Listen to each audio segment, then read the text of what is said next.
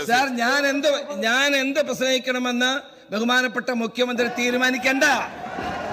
എനിക്ക് സംസാരിക്കാനുള്ള അധികാരമുണ്ട്, അവകാശമുണ്ട്. ഈ വിഷയത്തെക്കുറിച്ചാണ് സംസാരിക്കേണ്ടത്. ഈ വിഷയത്തെക്കുറിച്ച് സംസാരിക്കുന്നതിന് പകരം ഈ അവസരം ഉപയോഗിച്ച് അനാവശ്യമായ കാര്യങ്ങൾ പറയല്ല വേണ്ടത്. തീർത്തും അനാവശ്യമായ കാര്യങ്ങളാണ് ഇവിടെ പറഞ്ഞുകൊണ്ടിരുന്നത്. അനാവശ്യമായ കാര്യങ്ങൾ പറയാനല്ല ഈ വേദി ഉപയോഗപ്പെടുത്തേണ്ടത്.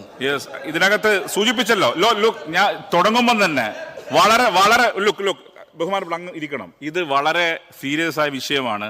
ഈ വിഷയത്തെ അതേ ഗൗരവത്തിൽ ഗവൺമെന്റ് കണ്ടതുകൊണ്ടാണ് ഓപ്പൺ ഡിബേറ്റിന് തയ്യാറായത്. പകരം എത്രയോ തവണ സഭ ഡിസ്കസ് ചെയ്ത കാര്യം തന്നെ വീണ്ടും വീണ്ടും ആവർത്തിക്കുന്നത് ഇത് ശരിയല്ല. ഇത് പരിഹരിക്കപ്പെടണം. ഇത് പൊതുസമൂഹത്തെ ബാധിക്കുന്ന വിഷയമാണ്. ഇവിടെ ഡിസ്കസ് ചെയ്യുന്ന വിഷയം അങ്ങ് എഴുതി തന്നെ അടിയന്തര പ്രമേയത്തിൽ തന്നെ പറഞ്ഞ കാര്യം സഭ ഗൗരവമായി ചർച്ച ചെയ്യാൻ തയ്യാറായി. അത് ചർച്ച ചെയ്യാൻ, ഇത് ബ്ലെയിമിംഗ് അല്ല, ഇതൊരു ബ്ലെയിം ചെയ്യേണ്ട സമയമല്ല. ഇത് പകരം ആരോഗ്യകരമായ രീതിയിലേക്ക് ചർച്ച പോകണം. അത് വഴിതിരിച്ചു വിടുന്ന രീതി അങ്ങേപ്പോലെ ഒരു മുതിർന്ന അംഗത്തിന്റെ ഭാഗത്ത് ഉണ്ടാവുന്ന രീതി ശരിയല്ല. യെസ്, അങ്ങ് കണ്ടിന്യൂ ചെയ്തോ.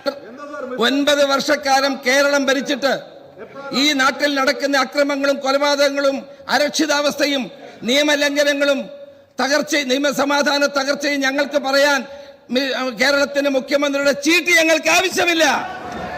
ഞങ്ങളത് പറയും. ഞങ്ങൾ പറയും ഇവിടെ.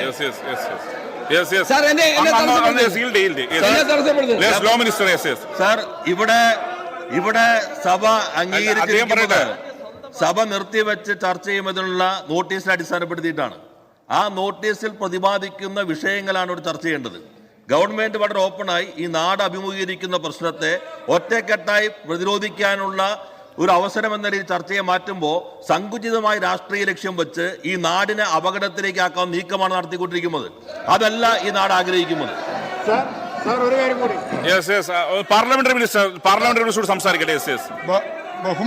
ബഹുമാന്യനായ രമേശ് ചെന്നിത്തലയുടെ നോട്ടീസിനെ സർക്കാർ തുറന്ന മനസ്സോടെയാണ് കണ്ടത്. തുറന്ന മനസ്സോടെയാണ്. നാട് അഭിമുഖീകരിക്കുന്ന ഒരു സാമൂഹിക വിപത്തിനെ സംബന്ധിച്ച ഒരു ചർച്ച ഈ ബഹുമാനപ്പെട്ട മുഖ്യമന്ത്രി പറഞ്ഞു, സഭ മാത്രം ചർച്ച ചെയ്യേണ്ടതല്ല, സമൂഹമാകെ ചർച്ച ചെയ്യേണ്ട ഒരു വിഷയമാണ്. സമൂഹത്തിൽ ഒരു സംവാദം ഉയർത്തിക്കൊണ്ടുവരുന്നതിന് മാതൃക നിയമസഭ കാണിക്കുക എന്ന ഉദ്ദേശത്തോടെ തുറന്ന മനസ്സോടെയാണ് സർക്കാർ ഇതിനെ സ്വീകരിച്ചത്. അദ്ദേഹം ഒരു സാമൂഹിക വിപത്തിൽ നിന്ന് രാഷ്ട്രീയ ലാഭം എങ്ങനെ കൊയ്യാമെന്ന ദുഷ്ടലാക്കാണ്. സർ, ഈ സമൂഹത്തിൽ നടക്കുന്ന കൂട്ടക്കൊലകളെ പറ്റി, ആ കൂട്ടക്കൊലകൾക്ക് പ്രേരണ നൽകുന്ന സംഭവങ്ങളെ പറ്റി, വർദ്ധിച്ചു വരുന്ന അക്രമങ്ങളെ പറ്റിയാണ് ഞാൻ സംസാരിക്കുന്നത്. മിസ്റ്റർ ചീഫ് മിനിസ്റ്റർ എന്ന് വിളിച്ചാൽ അൺപാർലമെന്ററി ഒന്നുമല്ല. മിസ്റ്റർ ചീഫ് മിനിസ്റ്റർ എന്ന് പറയുന്ന പാർലമെന്റിൽ മിസ്റ്റർ പ്രൈം മിനിസ്റ്റർ എന്നൊക്കെ ഞങ്ങൾ വിളിക്കുന്നതാണ്. അങ്ങേക്ക് അറിയാമല്ലോ. മിസ്റ്റർ പ്രൈം മിനിസ്റ്റർ എന്ന് വിളിച്ചോണ്ട് ഞാൻ പാർലമെന്റിൽ ഞാൻ അങ്ങേ മോശക്കാരനാക്കി. 5 വർഷം കേട്ടതാ. 2016 മുതൽ 21 വരെയുള്ള 5 വർഷം ആ വിളി ഞാൻ കേട്ടുകൊണ്ടിരുന്നതാ. അത് കേൾക്കാത്ത ആളല്ല ഞാൻ.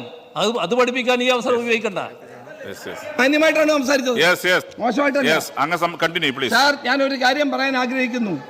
കേരളത്തിൽ ഇന്ന് സംഭവിച്ചുകൊണ്ടിരിക്കുന്ന കൂട്ടക്കൊലപാതകങ്ങളും ലഹരിയുടെ വ്യാപനവും തടയുന്ന കാര്യത്തിൽ ഈ ഗവൺമെന്റ് പരാജയപ്പെട്ടു എന്നുള്ള കാര്യം സത്യമാണ്. നിങ്ങളെ തടയണം. ഈ സമൂഹം ആഗ്രഹിക്കുന്ന ഗവൺമെന്റിൽ നിന്ന് അതാണ്, സാരോപദേശമല്ല. സാറേ, ഞാൻ ആഭ്യന്തരമന്ത്രി ആയിരുന്നപ്പോൾ ക്ലീൻ ക്യാമ്പസ്, സേഫ് ക്യാമ്പസ് എന്ന പദ്ധതി ഞങ്ങൾ നടപ്പാക്കിയിട്ടുണ്ട്. ഞങ്ങൾ ലഹരി മാഫിയെ അടിച്ചമർത്തിയിട്ടുണ്ട്, ബ്ലേഡ് മാഫിയെ ഞങ്ങൾ അടിച്ചമർത്തിയിട്ടുണ്ട്, ഗുണ്ടകളെ ഞങ്ങൾ അടിച്ചമർത്തിയിട്ടുണ്ട്. കഴിഞ്ഞ 9 വർഷക്കാലം നിങ്ങൾ ഉറങ്ങുകയായിരുന്നു, നിങ്ങളൊന്നും ചെയ്യുമായിരുന്നില്ല. സർ, നമ്മൾ മനസ്സിലാക്കേണ്ട ഒരു കാര്യം, ഈ സമൂഹത്തെ ബാധിക്കുന്ന ഏറ്റവും ഗുരുതരമായ പ്രശ്നങ്ങളിൽ ഗവൺമെന്റിന് റോൾ ഉണ്ടാകണം. ഗവൺമെന്റിനാണ് റോൾ എടുക്കേണ്ടത്. അല്ലാണ്ട് നമ്മൾ ഒരുമിച്ച് ഒരു പ്രമേയം പാസ്സാക്കി പോവല്ല. Government should act.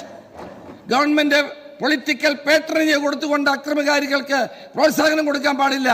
തെറ്റിനെ തെറ്റായി കാണാനും ഗുണ്ടകളെയും സാമൂഹ്യ വിരുദ്ധന്മാരെയും ലഹരി മാഫിയയും അടിച്ചമർത്താനും വേണ്ടി മുന്നോട്ട് വരണം.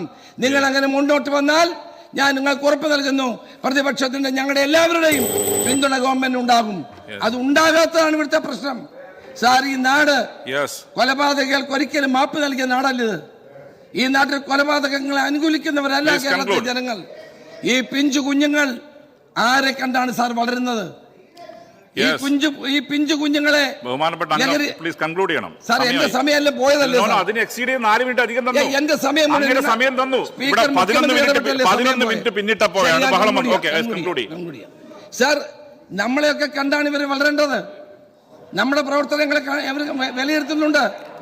നാട്ടിൽ നടക്കുന്ന റാഗിങ്ങിനെതിരെ, നാട്ടിൽ നടക്കുന്ന കൊലപാതകങ്ങൾക്കെതിരെ, ലഹരി മാഫിയക്കെതിരെ ശക്തമായ നിലപാടുകൾ ഗവൺമെന്റ് സ്വീകരിക്കണം.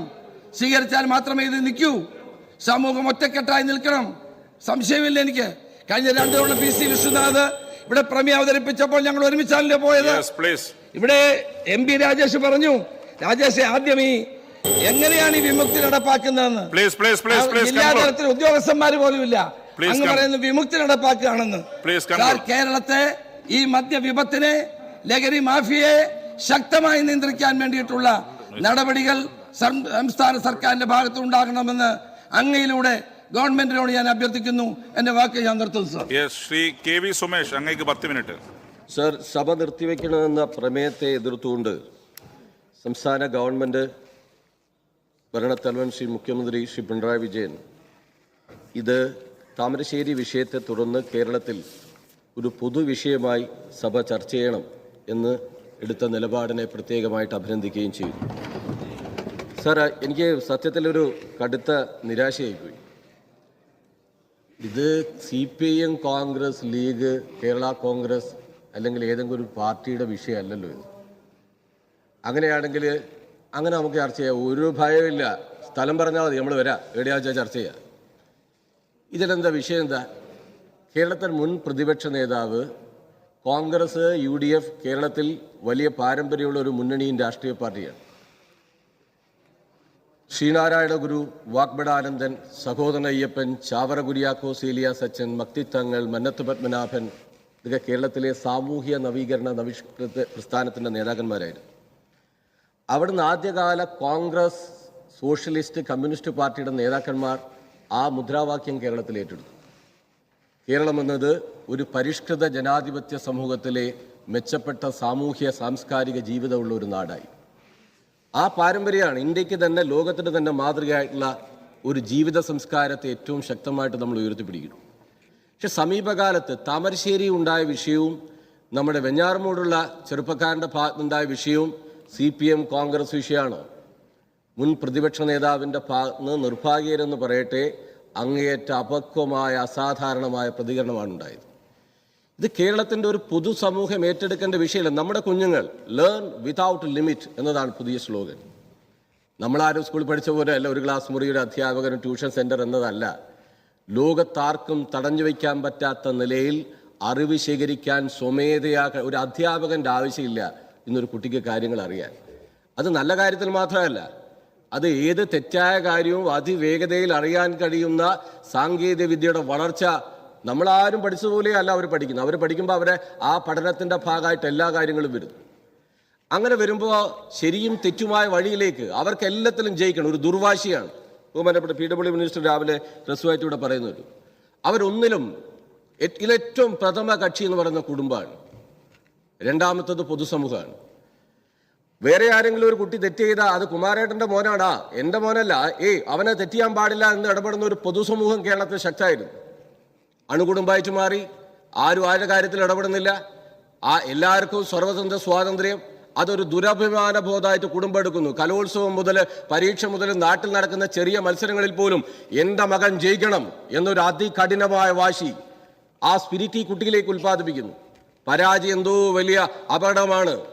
മഹാത്മാഗാന്ധിയോട് ഒരിക്കലും ഒരു വിദ്യാർത്ഥി, ഗാന്ധി എന്താണ് ജനാധിപത്യം, ഗാന്ധി പറഞ്ഞ ശ്രദ്ധേയമായ കമന്റ് ഉണ്ട്. ഒരു ഓട്ട മത്സരത്തിൽ ഓടി ജയിക്കുന്ന ഒരാൾ ചിന്തിക്കേണ്ടത് ഞാൻ ഒറ്റയ്ക്കൂടിയത് കൊണ്ടല്ല ജയിച്ചത്, എൻ്റെ കൂടെ ഓടാൻ ആളുള്ളത് കൊണ്ടാണ് ഞാൻ ജയിക്കുന്നതെന്ന് ചിന്തിക്കാൻ പറ്റിയാൽ അയാൾ ഒരു ജനാധിപത്യവാദിയാവും എന്നാണ്. ഈ ഒരു കൂട്ടായ്മ, സൗഹൃദം, അന്തരീക്ഷം, അതിൻ്റെ ഭാഗമായിട്ടുള്ള ഒരു ജീവിത സംസ്കാരം, ആ ജീവിത സംസ്കാരത്തെയല്ലേ നാം തിരിച്ചു കൊണ്ടുവരാൻ ശ്രമിക്കേണ്ടത്.